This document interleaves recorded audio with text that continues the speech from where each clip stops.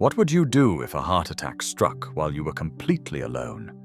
It's a frightening thought, and unfortunately, it happens more often than we realize. Many people think they'll have time or that someone will be there to help. But the truth is, the first few minutes are critical.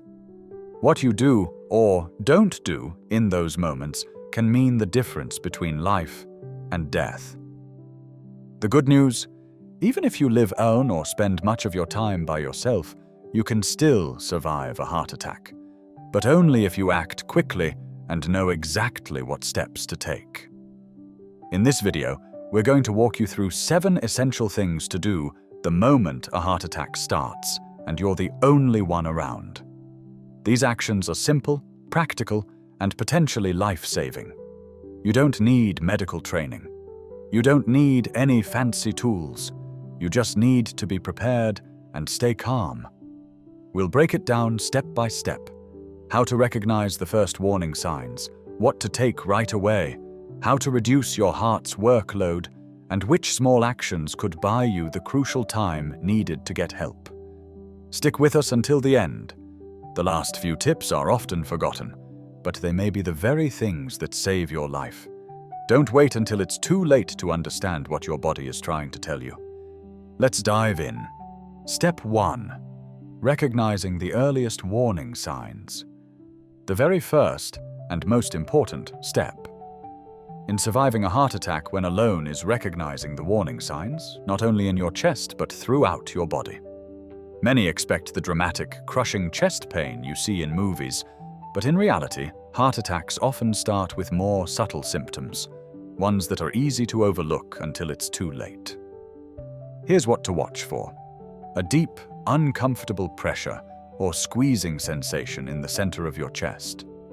It may feel like something heavy is pressing down on you, or like your chest is filling with cement. The sensation might come and go, leading you to think it's nothing serious. But if it lasts more than a few minutes or returns repeatedly, don't ignore it. Other early signs include shortness of breath, even if no chest pain is present. You might suddenly feel like you've climbed a hill, even though you're sitting still. Some people experience pain in the arm, shoulder, neck, or jaw. Others become lightheaded, break into a cold sweat, or feel nauseous and dizzy. In certain cases, especially for older adults or women, the pain may feel more like pressure in the back or stomach rather than the chest. Let's consider an example. Richard, age 74, was sitting at his kitchen table when he noticed a strange tightness under his collarbone, almost like heartburn. But then he realized he couldn't take a full breath, and his hands started sweating. He remembered reading that not all heart attacks begin with chest pain. Instead of brushing it off, he acted. That decision may have saved his life. Your body often whispers before it screams. When it comes to heart attacks, those whispers are your best shot at acting before real damage sets in. If you wait for the dramatic chest-clutching moment, you may already be too late. So the next time something feels off, especially if you feel a combination of pressure, shortness of breath, or unusual fatigue, stop what you're doing. Don't try to tough it out. Don't tell yourself it's just indigestion. Recognizing the warning signs is your first chance at survival. Take them seriously, even if they seem small. Your life may depend on it. Step 2. Calling emergency services immediately. Once you suspect a heart attack is starting, the next thing you must do, without hesitation, is call 911. Don't wait to see if the symptoms fade. Don't attempt to drive yourself. Don't worry about overreacting. Calling emergency services is the fastest and most effective action you can take to stay alive. You can't simply walk off a heart attack. Every minute matters. The longer your heart is deprived of oxygen, the more damage occurs. When you call 911, trained professionals are preparing to help even before they arrive. They're bringing equipment, medication, and the ability to keep you alive on the way to the hospital. If your heart stops en route, or if your condition worsens, which happens often, you won't be able to help yourself. Driving alone is extremely dangerous. You could lose consciousness, cause an accident, or delay your care. Take Linda, 78, for example. She noticed an odd ache in her left shoulder, followed by nausea and a cold sweat. She considered calling her son, but remembered a nurse once telling her, "If you think you're having a heart attack and you're alone, call 911 first. Talk to your family later." She followed that advice. By the time the ambulance arrived, her symptoms had intensified, but the medical team was ready and stabilized her on the spot. That phone call saved her life. You don't have to be certain you're having a heart attack to call for help. Dispatchers won't be upset if it turns out to be something else. In fact, they'd rather respond unnecessarily than miss the chance to save your life. Keep your phone somewhere easy to reach, especially if you live alone. If symptoms strike and you can't speak clearly, use your phone's emergency call feature. Many phones have a shortcut for calling help even when locked. Learn where it is and use it. If you found these tips helpful so far, type number 2 in the comments to let us know you're here. And if you haven't yet subscribed, hit that button and turn on notifications so you don't miss future videos. Your support helps us keep creating content to inform and inspire. Now, let's move forward. Step 3. Chewing an aspirin. Slowly and calmly. After calling for emergency services, the next most powerful action you can take is simple. Chew an aspirin. Don't swallow it whole. And do it slowly, even if your hands are shaking. If you have a standard 325 mg aspirin and you're not allergic or on a blood thinner that would make it unsafe, this step can dramatically improve your chances of surviving the heart attack. Aspirin helps thin the blood and can slow or stop the growth of a blood clot, blocking one of your coronary arteries, the exact cause of the heart attack. By chewing the tablet instead of swallowing it, you allow it to enter your system faster. Research shows that this can buy valuable minutes, sometimes enough to partially restore blood flow before help arrives. It's generally not ideal to take aspirin on an empty stomach, but in the event of a heart attack, the risk of clotting is far more dangerous. If coated or delayed release aspirin is all you have, chew it anyway. You want the effects to begin as quickly as possible. Let's look at Joe, age 72. One morning he felt a tightness spreading from his chest to his neck. He remembered the aspirin bottle in his kitchen cabinet. Sitting down, he chewed one while waiting for the paramedics. Later, his cardiologist told him that single action likely reduced the damage to his heart. That small pill, the doctor said, kept things from getting much worse. If you live alone, make sure aspirin is easy to access. Store it in a nightstand, kitchen drawer, or even your wallet. Make sure it hasn't expired, and tell your loved ones where you keep it in case they ever need to help you. It may seem too simple to make a difference, but chewing aspirin during the onset of a heart attack is a proven intervention used by emergency responders worldwide.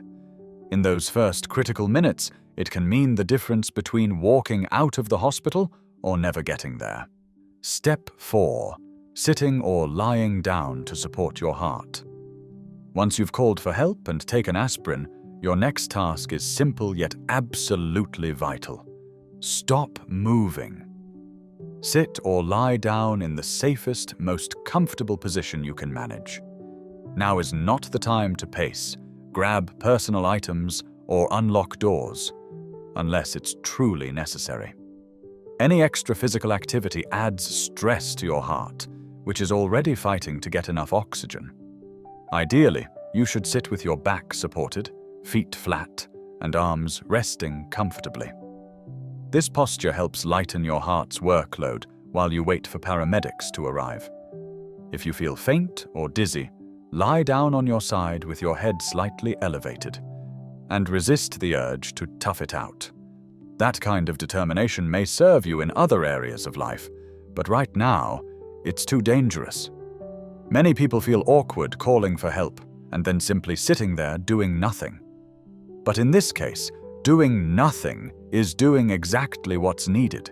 It allows your heart a chance to stabilize, slows your breathing, and prevents your body from burning through its limited oxygen supply. Consider Alice, 81. When she felt pressure radiating across her chest, her first instinct was to tidy up her kitchen and pull herself together. But she remembered her doctor's advice. If you think it's your heart, sit down. Everything else can wait. She sank into her favorite recliner and stayed still. That stillness, she later learned, likely kept her symptoms from progressing to full cardiac arrest.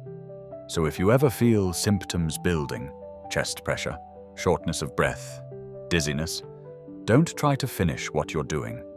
Stop right where you are, or move only enough to reach a safer spot. Sit or lie still, breathe slowly, and let your body focus on its one job: staying alive. Here's a small but important tip. If you're on a chair without armrests, avoid slumping. Keep your spine supported and your airway open. The more relaxed and upright your posture, the less effort your heart must make.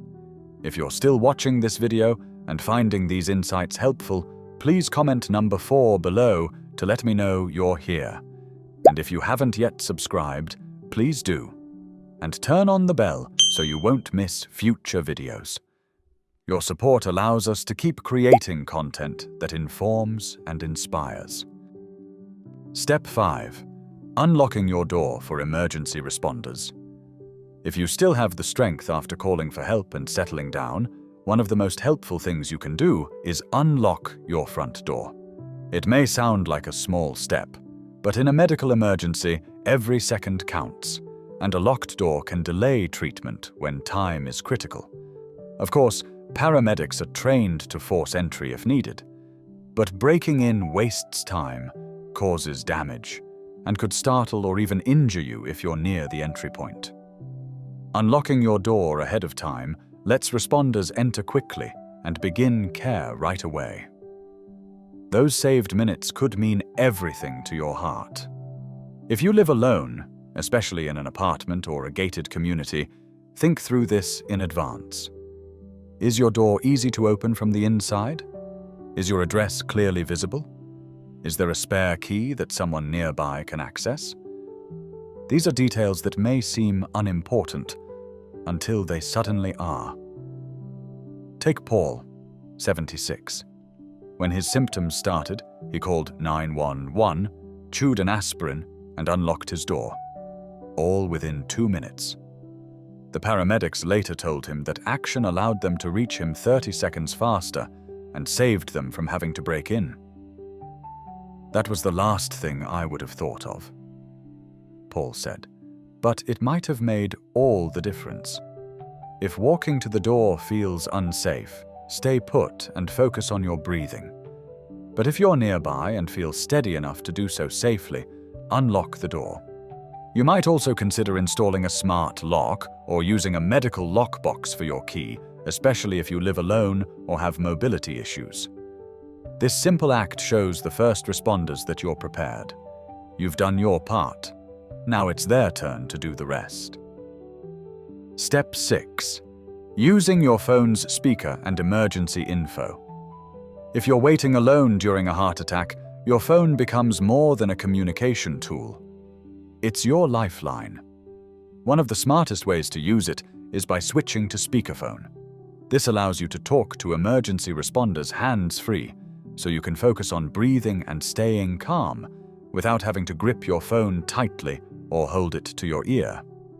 In a stressful moment, even holding your phone can make it harder to breathe. Using speakerphone reduces strain and allows the dispatcher to hear you more clearly if you become too weak to talk.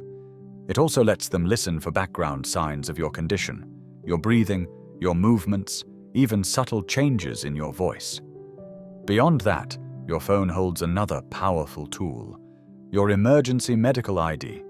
On an iPhone, it's accessible from the lock screen. Many Android phones offer a similar feature. This ID contains critical information: your age, allergies, medications, and medical conditions. If you become unconscious before paramedics arrive, this data can save precious time and guide their decisions. Take Susan, 79. She passed out just before help arrived, but because her medical ID was set up on her phone, the paramedics immediately knew she was diabetic and allergic to penicillin.